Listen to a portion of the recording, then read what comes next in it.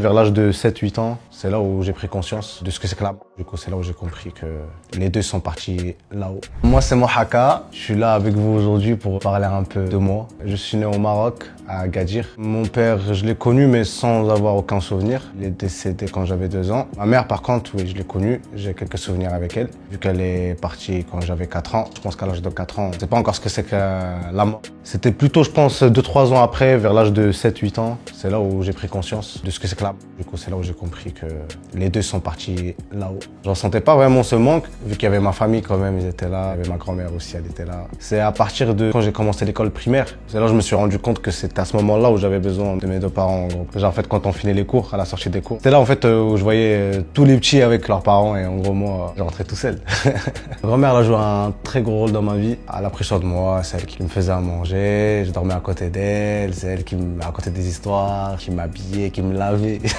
Je serais reconnaissant à vie pour ça. En tout cas, moi, j'étais heureux. Hein. Tant que je mangeais, et j'avais un toit sous lequel dormir, donc tout était bien pour moi, en vrai. C'était très, très modeste. Quand j'étais petit, par exemple, j'avais une tenue pour aller à l'école pendant 3 semaines. Je suis arrivé en France, j'avais 14 ans. C'est une tante à moi qui a pris ma garde, m'a ramené pour finir mes études, etc. C'est grâce à elle que je suis arrivé en France ici. Au début, ça m'a fait un choc en termes de climat. Ça m'a fait un choc.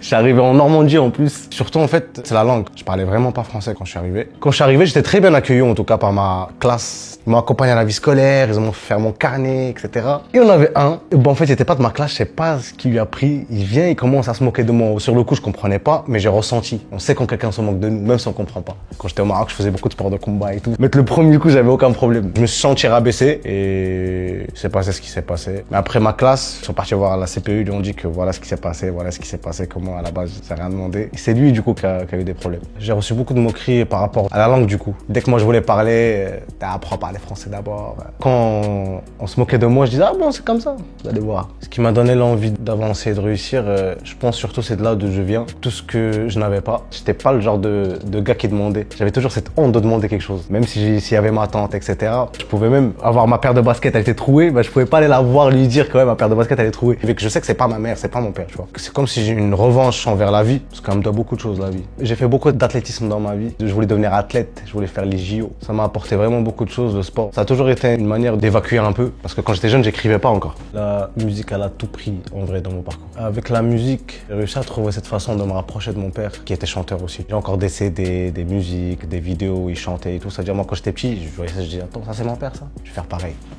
J'ai ressenti que la musique prenait pour moi une semaine avant mes 18 ans. Je me rappellerai encore toute ma vie ce jour-là. Je faisais des petites vidéos moi sur Insta, sur YouTube. Je filmais juste avec mon téléphone, pas d'enregistrement en studio, rien. Et un soir comme ça, je poste une vidéo. C'était le son L. C'était mon premier son qui avait cartonné. Et le lendemain, je devais retourner au lycée. Je me réveille le matin. Moi, j'ai pris beaucoup d'abonnés. Ou une soirée, et je vois que la vidéo, elle fait environ plus de 100 000 vues. Ça cartonne, je crois, en 4-5 jours. Je suis passé de 15K sur Insta à 200 et plus d'1 million de vues. Mon premier million de vues, je l'ai fait sur Instagram. Aujourd'hui, je dirais que, ouais, très fier de mon parcours. Beaucoup de vues, beaucoup de streams, beaucoup de certifications. J'ai fait beaucoup de festivals, beaucoup de tournées. À la base, quand j'étais avec mes potes, on était contents pour un 10 000 vues. Là, je vois des sons, ils sont à 150 millions, 200 millions. Incroyable. Si je pouvais parler à mes parents aujourd'hui, je leur dirais de ne pas s'inquiéter. J'essaie d'être meilleur qu'à la veille. J'essaie de prendre soin de moi et de mes sœurs, bien sûr. J'essaie de faire le plus de bien possible et de faire honneur et de les rendre fiers, même s'ils sont pas là.